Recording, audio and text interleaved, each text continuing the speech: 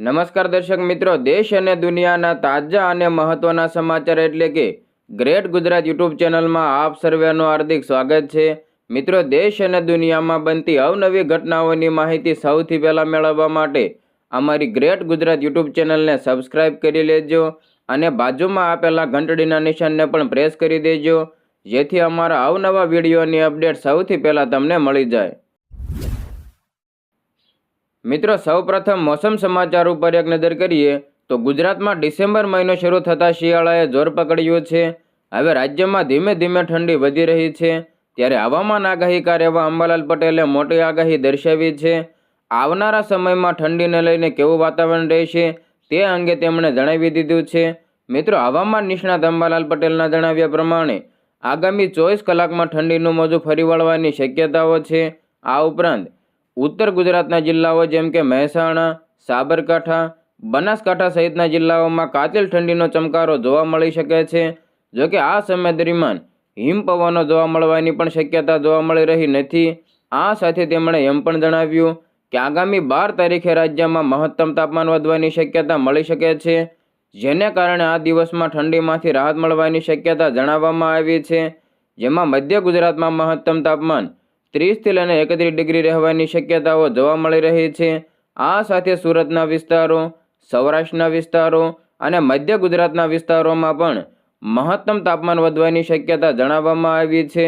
તારીખ 16 થી લઈને 22 વચ્ચે ઠંડીમાં ફરી એકવાર ઘટાડો જોવા મળી શકે છે અને મહત્તમ તાપમાન વધવાની પણ શક્યતાઓ છે। આ દરમિયાન અરબી સમુદ્ર, બંગાળની ખાડીમાં લો પ્રેશર સર્જાવાની પ્રક્રિયા પણ જોવા મળી શકે છે, જેને કારણે આગામી ડિસેમ્બર સુધીમાં દક્ષિણ ગુજરાતના વિસ્તારોમાં વરસાદી વાતાવરણ પણ જોવા મળી શકે છે। આગામી 23 તારીખથી ફરી એકવાર કાતિલ ઠંડીને વેગ મળી શકે છે। આ સાથે ડિસેમ્બરના અંત સુધીમાં ગાત્રો થીજવતી ઠંડીની આગાહી પણ તેમણે જણાવી છે। આ સાથે જાન્યુઆરીની શરૂઆતથી ઠંડીનો ચમકારો ચરમસીમા પર જોઈ શકાય તેવી પણ આગાહી તેમણે જણાવી છે। હવે મિત્રો, પીએમ કિસાન યોજનાના લાભાર્થીઓ માટે એક સારા સમાચાર સામે આવ્યા છે। કેન્દ્ર સરકારે ખેડૂતો માટે પ્રધાનમંત્રી કિસાન સન્માન નિધિ યોજના શરૂ કરી હતી। આ યોજનામાં ખેડૂતોને સરકાર તરફથી હપ્તામાં પૈસા મળે છે। અત્યાર સુધી આ યોજનાનો 18મો હપ્તો ખેડૂતોના ખાતામાં આવી ગયો છે। હવે ખેડૂતો 19મા હપ્તાની રાહ જોઈ રહ્યા છે। ખેડૂતોના ખાતામાં 19મો હપ્તો ટૂંક જ સમયમાં આવવાનો છે। ભારત સરકારે ખેડૂતોને આર્થિક મદદ પૂરી પાડવા અને કૃષિ ક્ષેત્રને શરૂ કરવા માટે પ્રધાનમંત્રી કિસાન સન્માન નિધિ યોજના શરૂ કરી છે। આ યોજનામાં સરકાર યોજનાના લાભાર્થી ખેડૂતોને વાર્ષિક 6,000 રૂપિયાની રકમ આપે છે। સરકારે અત્યાર સુધીમાં ખેડૂતોને 18મો હપ્તો આપ્યો છે। હવે કરોડો ખેડૂતો 19મા હપ્તાની આતુરતાથી રાહ જોઈ રહ્યા છે। તમારા ખાતામાં 19મા હપ્તાની રકમ ક્યારે આવશે તે અમે તમને આગળના વિડીયોમાં જણાવવાના છીએ। મિત્રો, સરકાર આ યોજના હેઠળ દર વર્ષે 6,000 રૂપિયાની રકમ આપે છે। ખેડૂતોને આ રકમ હપ્તામાં મળે છે। દરેક હપ્તામાં 2,000 રૂપિયાની રકમ ખેડૂતોના ખાતામાં મોકલવામાં આવે છે। આ રકમ વર્ષમાં 3 વખત આપવામાં આવે છે। સરકાર 4 મહિનાની ગેપમાં આ રકમ ખાતામાં જમા કરાવે છે। સરકારે ચાલુ નાણાકીય વર્ષમાં 2 હપ્તા આપ્યા છે। હવે આ કારોબારી વર્ષનો છેલ્લો હપ્તો આવવાનો છે। 5 ઓક્ટોબર 2024ના ખેડૂતોના ખાતામાં 18મો હપ્તો આવવાની શક્યતા દેખાઈ રહી છે। હવે એવું માનવામાં આવે છે કે જાન્યુઆરી અને ફેબ્રુઆરીમાં આ રકમ ખેડૂતો પાસે આવી શકે છે। મિત્રો, તમને જણાવી દઈએ કે પીએમ કિસાનના લાભો મેળવવા માટે ઈ-કેવાયસીને ફરજિયાત કરવામાં આવ્યું છે। જે ખેડૂતો ઈ-કેવાયસી કરાવતા નથી તેઓ યોજનાના લાભોથી વંચિત રહેવું પડશે। જો તમે પણ આ યોજનાનો લાભ મેળવવા માંગતા હો તો તમારે વહેલી તકે ઈ-કેવાયસી કરાવવું ફરજિયાત છે। મિત્રો, ઈ-કેવાયસીની પ્રક્રિયા એકદમ સરળ છે। ખેડૂતો આ પ્રક્રિયા પીએમ કિસાનની સત્તાવાર વેબસાઇટ ઉપર પૂર્ણ કરી શકે છે। ઈ-કેવાયસીની સાથે ખેડૂતોએ તેમની જમીનની ચકાસણી પણ કરાવવી પડશે। આ માટે ખેડૂતોએ જમીનના દસ્તાવેજો જોડવાના રહેશે। આ પછી અધિકારી દ્વારા જમીનનું ફિઝિકલ રીતે વેરિફિકેશન કરવામાં આવશે। હવે મિત્રો, ખેડૂતોના દિલ્હી કૂચ આંદોલનને લઈને મોટા સમાચાર સામે આવ્યા છે। દિલ્હી અને હરિયાણા શંભુ બોર્ડર ઉપર ખેડૂતોના વિરોધને ધ્યાનમાં રાખીને સુરક્ષા વ્યવસ્થા કડક કરવામાં આવી છે। સરહદ ઉપર વધુ સુરક્ષા જવાનો તૈનાત કરવામાં આવ્યા છે। ખેડૂતોને રોકવા માટે સુરક્ષા વ્યવસ્થા પણ વધારવામાં આવી રહી છે। બેરિકેડિંગ મજબૂતીથી કરવામાં આવી રહ્યું છે। આ સાથે રોડ ઉપર લોખંડના ખિલ્લાઓ પણ લગાવવામાં આવી રહ્યા છે, ખેડૂતો વિવિધ માંગણીઓને લઈને વિરોધ કરી રહ્યા છે. ખેડૂત નેતા એવા સરવણસિંહ પંડેરે ફરી એકવાર દિલ્હી તરફ કૂચ કરવાની જાહેરાત કરી છે. પંડેરના જણાવ્યા પ્રમાણે 101 ખેડૂતોનું એક જૂથ 8 ડિસેમ્બરે બપોરે 12 વાગ્યે એટલે કે આજે બપોરે 12 વાગ્યે દિલ્હી તરફ કૂચ કરશે. ખેડૂતોની માંગણીઓ અંગે કોઈ નક્કર પહેલ કરવામાં આવી ન હોવાનો પણ ખેડૂત આગેવાનનો આક્ષેપ છે. તેમણે કહ્યું કે સરકાર તરફથી વાતચીતનો કોઈ પ્રસ્તાવ આવ્યો નથી. લઘુત્તમ ટેકાના ભાવ એટલે કે MSP સહિતના વિવિધ મુદ્દાઓ પર ખેડૂત સંગઠનો દિલ્હી તરફ કૂચ કરવાનો પ્રયાસ કરી રહ્યા છે, પરંતુ ખેડૂત નેતાઓને સરહદ ઉપર રોકી દેવામાં આવ્યા છે.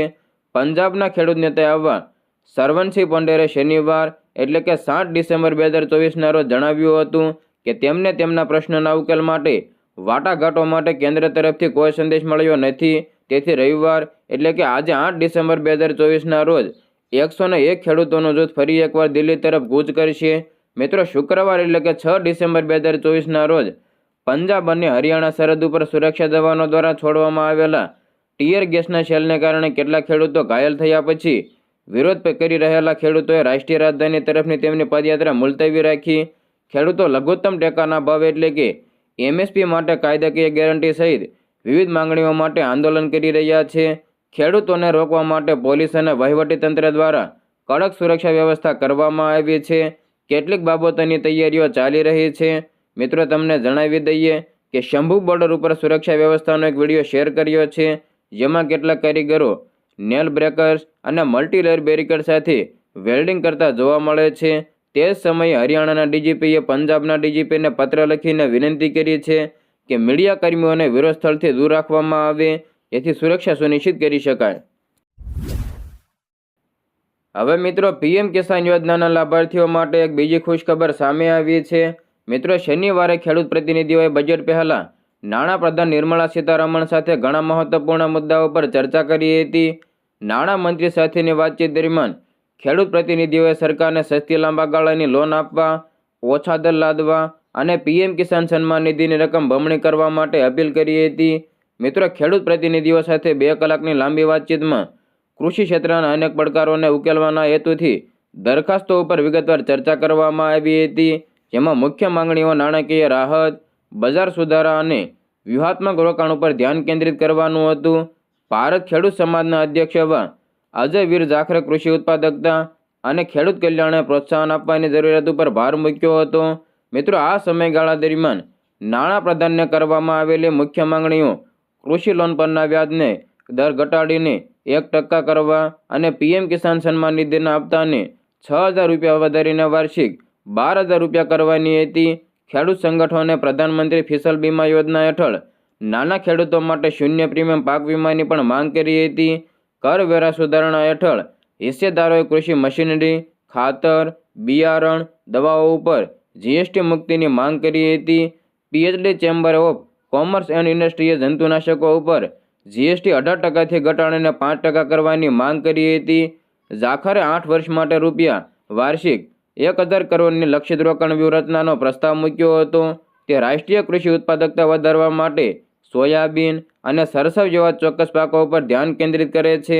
મિત્રો, ભારતીય યુનિયનના પ્રમુખ ધર્મેન્દ્ર મલિકે જમીનનું ભાડું, ખેતરનું વેતન, કાપણી પછીના ખર્ચનો સમાવેશ કરવા માટે લઘુત્તમ ટેકાના ભાવ એટલે કે MSP પદ્ધતિની સમીક્ષા કરવાની માંગ કરી હતી. મિત્રો, તેઓએ કંપનીની વેબસાઇટ ઉપર કૃષિ મશીનરીના ભાવ દર્શાવવા, મંડી ઇન્ફ્રાસ્ટ્રક્ચરમાં સુધારો કરવા, MSP કવરેજને 23 કોમોડિટીઝથી આગળ વધારવા, MSP સ્તરથી નીચેની આયાતને મંજૂર ન આપવા, કટોકટીના કિસ્સામાં લઘુત્તમ નિકાસ કિંમતો નક્કી કરવાની માંગ કરી હતી. PhD chamber of commerce and ઇન્ડસ્ટ્રીના ચેરમેન જેવા RG અગ્રવાલે જંતુનાશકો ઉપર GST 18%થી ઘટાડીને 5% કરવાની માંગ પણ કરી હતી. હવે મિત્રો, બાંગ્લાદેશના કટ્ટરપંથીઓને લઈને મોટા સમાચાર સામે આવ્યા છે. બાંગ્લાદેશમાં કટ્ટરવાદીઓ હિન્દુઓ પર સતત હુમલા કરી રહ્યા છે. કેટલીક જગ્યાએ તેઓ મંદિરોમાં આગ લગાવવામાં આવી રહી છે, તો કેટલીક જગ્યાએ તેઓ મૂર્તિઓને પણ તોડી રહ્યા છે. 6 ડિસેમ્બરની રાત્રે તેઓએ ઢાકામાં ઇસ્કોન મંદિરમાં આગ લગાવી હતી. આ દરમિયાન સોશિયલ મીડિયા પર એક વિડીયો વાયરલ થઈ રહ્યો છે, જેમાં કટ્ટરવાદી હિન્દુઓ વિરુદ્ધ નફરતભર્યા ભાષણો આપી રહ્યા છે. વિડીયોમાં કટ્ટરપંથી ખુલ્લેઆમ ઇસ્કોન ઉપર પ્રતિબંધની માંગ કરી રહ્યા છે. ઇસ્કોનના ઉપાધ્યક્ષ એવા રાધા રમણદાસ દ્વારા એક્સ ઉપર વિડીયો પોસ્ટ કરવામાં આવ્યો છે. તેમણે વિડીયોના કેપ્શનમાં લખ્યું છે કે આવા ભાષણો બાંગ્લાદેશના એક શહેર પૂરતા મર્યાદિત નથી, પરંતુ આખા દેશમાં આપવામાં આવી રહ્યા છે. તેમણે ટ્વીટ કરીને આંતરરાષ્ટ્રીય સમુદાયને પૂછ્યું કે કટ્ટરપંથીઓ વિરુદ્ધ કાર્યવાહી કેમ નથી થઈ રહી. મિત્રો, વિડીયોમાં દેખાતા કટ્ટરપંથી કહી રહ્યા છે કે આ સમય ઇસ્કોન સામે લડવાનો છે, તેમને તલવારથી કાપી નાખશે, દરેકને મારી નાખશે. રાધા રમણદાસે સોશિયલ મીડિયા ઉપર 4 મિનિટનો વિડીયો શેર કર્યો છે. વિડીયોમાં જે કહેવામાં આવી રહ્યું છે તેના ઉપર આશ્ચર્ય વ્યક્ત કરતા તેમણે જણાવ્યું કે હજુ સુધી આવા લોકોની ધરપકડ કેમ કરવામાં આવી નથી. સવાલ ઉઠાવતા તેમણે કહ્યું કે આ બર્બરતા સામે દુનિયા ક્યાં સુધી ચૂપ રહેશે. તમને જણાવી દઈએ કે બાંગ્લાદેશમાં હિન્દુઓ અને ઇસ્કોન પર હુમલા કોઈ નવી વાત નથી. અગાઉ પણ શેખ હસીનાની સરકાર વખતે પણ દુર્ગા પૂજા દરમિયાન હિન્દુઓ પર હુમલાના અહેવાલો સામે આવ્યા હતા. આ સિવાય અનેક મંદિરોને આગ ચાપવામાં આવી હતી. ભારત સહિત આંતરરાષ્ટ્રીય માનવ અધિકાર આયોગે બાંગ્લાદેશ સરકારને પગલાં લેવાની અપીલ કરી છે.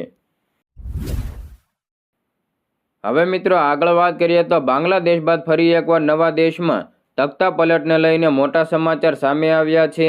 મિત્રો, સિરિયાની સેના નબળી પડી જતા સ્થિતિ વણસી ગઈ છે અને વિદ્રોહ એક પછી એક મોટા શહેરો ઉપર કબજો કરી રહ્યા છે.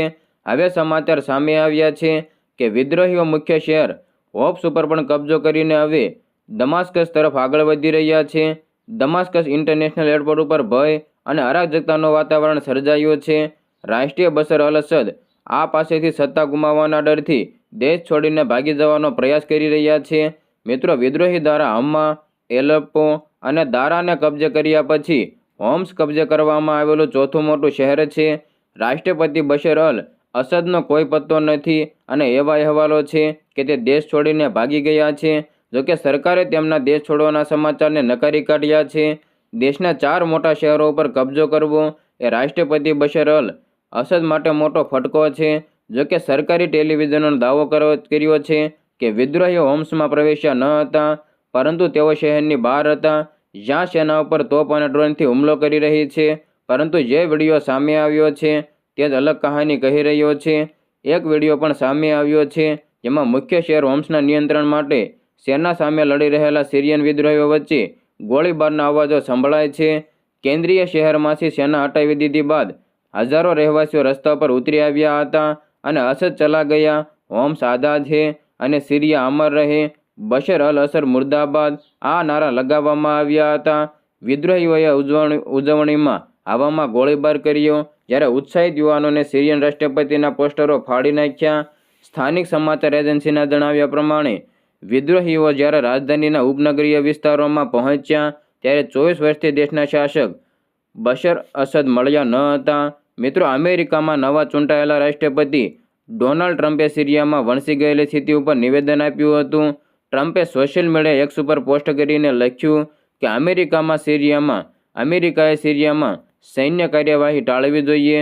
આ આપણી લડાઈ નથી. સિરિયાના રાષ્ટ્રપતિ બશર અલ અસદ અમેરિકન સમર્થનને પાત્ર નથી. વિદ્રોહીઓ અસદને સત્તા પરથી હટાવી શકે છે. મિત્રો, ત્યારબાદ ભારત સરકારે શુક્રવારે પણ સિરિયા માટે ટ્રાવેલ એડવાઇઝરી જારી કરીને ભારતીય નાગરિકોને આગામી આદેશો સુધી દેશની મુસાફરી ટાળવાની સલાહ આપી છે. આ ચેતવણી સિરિયાની વર્તમાન પરિસ્થિતિને ધ્યાનમાં રાખીને આવી છે, જે પ્રવાસીઓ માટે જોખમી છે. વિદેશ મંત્રાલયે કહ્યું કે સિરિયાની વર્તમાન પરિસ્થિતિને ધ્યાનમાં રાખીને ભારતીય નાગરિકોને સલાહ આપવામાં આવે છે કે તેઓ આગામી આદેશ સુધી સિરિયાની મુસાફરી ટાળે. ભારતીયોને બને તેટલી વહેલી તકે નીકળી જવાની સલાહ પણ ભારત દ્વારા આપવામાં આવી છે.